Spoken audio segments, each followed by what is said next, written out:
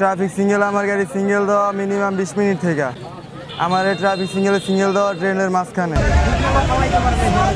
জ্যামের কারণে আপনার মনে করেন যে কতক্ষণ পরে আপনার 10-15 মিনিট পরে গাড়ি সিঙ্গেল ট্রেন আইতেছে এই টাইমে ওনারা সিঙ্গেল হালাইতেছে ইমিডিয়েটলি সিঙ্গেল ইমিডিয়েটলি হালাইতে যাইয়া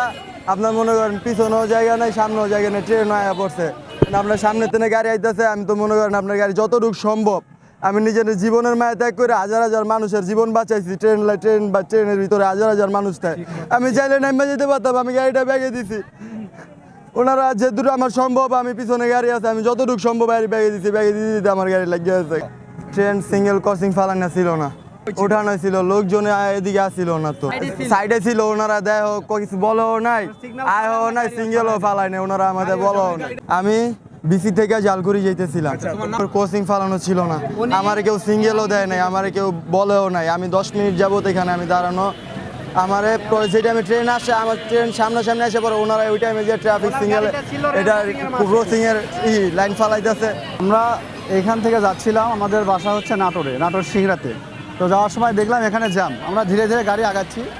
এর মধ্যে এই রেল ক্রসিংয়ের এই জায়গায় রেল ক্রসিংয়ের উপরে এরকম একটা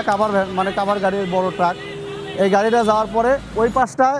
ওরা ওই রেল ক্রসিংটা নামাই দিছে আর এই পাশটা নামাইতে পারতেছে না গাড়ির উপরে পড়বি ওই জন্য দড়ি টেনে দিছে তো আমার গাড়িটা দড়ির এই পাড়ি ছিল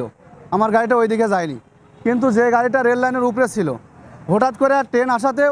তখন ট্রেন এসে মারিয়ে দিবির জন্য ভয়ে ওই ট্রাক গাড়িটা ধাম করে ব্যাগে দেয় কারণ আমরা ব্যাগে যে দিব আমার ব্যাগেও আর একটা গাড়ি আছে এখন ব্যাগে না দিতে চাইলেও ব্যাগে দেওয়া লাগিচ্ছে তখন ওই ক্ষেত্রে ব্যাগে দেওয়ার সময় আমার পিছনে গাড়িটার সাথে আরেকবার লেগে যায় পিছনেও ক্ষতি হয়েছে সামনেও ক্ষতি হয়েছে কারণ আমার এই গাড়িটা আমি নিয়ম মানেই চলতেছিলাম কিন্তু সামনের গাড়িটা এসে মানে ওই যখন আর সামনে যেতে পারেনি তখন পিছনে আমার গাড়ির দিকে আসার চেষ্টা করে কিন্তু উনি তো বুঝতেছে না যে পিছনেও আরও বেশ কিছু গাড়ি জাম লেগে আছে এমন অবস্থা মনে করেন যে আমার একটা বিশাল ক্ষতি হয়ে গেল আমার গাড়িতে লোক ছিল 10 জনের মতো আমরা একটা বাচ্চা নিতে আসছিলাম বাচ্চা নিয়ে যাচ্ছিলাম গাড়ি আমরা মানে ভাবতেও পারিনি যে এরকম একটা হঠাৎ করে দুর্ঘটনা ঘটে যাবে গুরুতর আহত এরকম হয়নি কিন্তু এই যে বাচ্চা নিতে যাচ্ছিলাম ছোটো বাচ্চা তো ওই গাড়িটা ধাম করে ব্যাগে দেওয়ার কারণে এই ব্যাগে এসে মানে ওই বাচ্চাটা গাড়ির সাথে লেগে গেছে যার কারণে একটু মাথায় হালকা চোট খাইছে লাইনম্যানের গাফলতি আমি বলবো অবশ্যই ছিল কারণ লাইনম্যান যখন এইটা মানে বারপোস্টটা দেয় এবং দড়িটা নিয়ে দেয় গাড়ির ভিতর দিয়ে যায়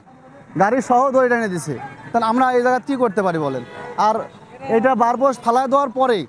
যে লাইন ক্রসিংয়ের যে বাসটা এটা ফালায় দেওয়ার পরে খুব বেশি হলে 2 মিনিট ছিল কি 1.5 মিনিট এর মধ্যে ওই গাড়িগুলোও মানে করতে পারেনি সামনেও বাড়াতে পারেনি পিছনেও বাড়াতে পারেনি ফার্স্টে মনে করেন ঘটনাটা ঘটছে আপনার 4:35 এই রুট পুরো ফুললি জাম ছিল তখন এই পর্যন্ত জাম ছিল বাসটা আপনার কভার ভ্যানটা মনে করেন পুরো ফুললি রেলের মাঝখানে ছিল কভার ভ্যান সামনে আসতে পারতেছে না এই জামটা ছাড়তেছে না ওনাদের কাছে যাওয়া হয়েছে ওনাদের কাছে 3বারও যাওয়া হয়েছে ট্রাফিক পুলিশের কাছে ওনারা বলতেছে না আমাদের ওই মোড়টা জাম না ছাড়া বলতে এই জামটা ছাড়া হবে না যে কারণে ছাড়া নাই যে কারণে বেড়া কী করবেন তো বাঁচাতে হবে জীবন কভার ভ্যানটা যে কোনো খরচ করে পিছিয়ে দিতে পিছিয়ে দিতে সবাই ভাবছিলেন ট্রেনটা লাগবে না মনে করেন লাগিয়ে গেছে ফুললি মানে রেলম্যানের কোনো দোষ নাই গেটম্যানের দোষ দিয়ে তো কোনো লাভ নাই উনিরা ছিল মানে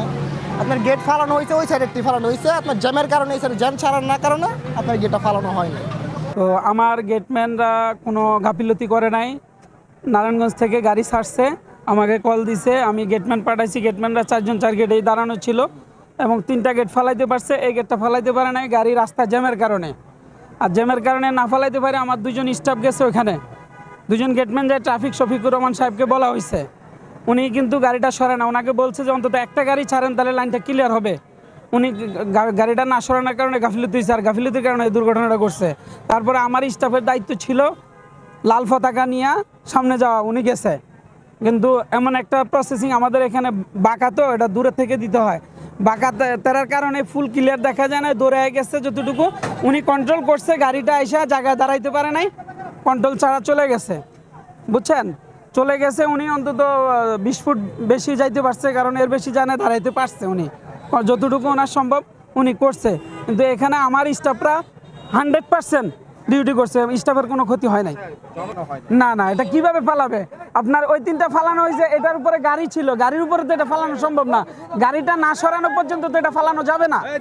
এখানে একটু আগেই একটা দুর্ঘটনা ঘটছে চাষারা রেল লাইনে। অর্থাৎ আপনি দেখবেন একটা কভার ভ্যান তার মাথায় দিকে ট্রেনের সঙ্গে সংঘর্ষ হয়েছে। যে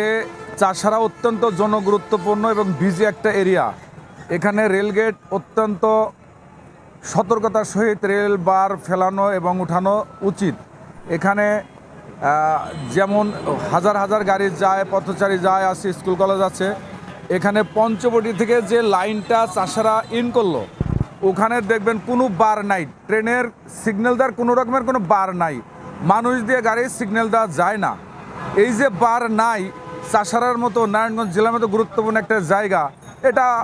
আমার বোধগম্য হয় না যে কেন রেলের সিগন্যাল বার নাই। এটা আপনি এখনই ছবি নিয়ে দেখতে পারেন। যার কারণে সিগন্যাল না দেওয়া হয়তো তাদের কোনো কর্মচারী বা কেউ দাঁড়াইছে, এই যে গভর্নমেন্ট অ্যাক্সিডেন্ট করছে সে সিগন্যাল না মেনে চলে আসছে, in the meantime train চলে আসছে, এই কারণে দুর্ঘটনার কারণ। ছাড়া চাষারা আপনি দেখেন, যখন চাষারা সিগন্যাল পরে, in the meantime 2 number rail gate signal পরে, ওই সিগন্যালের গাড়ি চাষারা চলে আসে, চাষারা সিগন্যালের গাড়ি 2 নম্বরে চলে যায়। এই যে একটা প্রেশার, এর একটা জটিলতা আছে। আর আমি মনে করি এখন যে দুর্ঘটনা ঘটেছে এটা ট্রাফিক বিভাগের বা আমাদের কোনো দায় দায়িত্ব থাকার কোনো সুযোগ নাই। চাষারার মতো একটা জায়গায় ট্রেনের সিগন্যাল বাড়ি নাই, কারণ ম্যান ছিল কিনা এটা আমরা বলতে পারি না। আমরা দুর্ঘটনার পর ওখানে তাৎক্ষণিকভাবে উপস্থিত হয়েছি এবং আমাদের নিজস্ব রেকর্ড দিয়ে এটা অপসারণ করেছি। আমরা এখন রাস্তা চালু করেছি, ইনশাল্লাহ শর্ট টাইমে পুরোপুরি ক্লিয়ার হবে।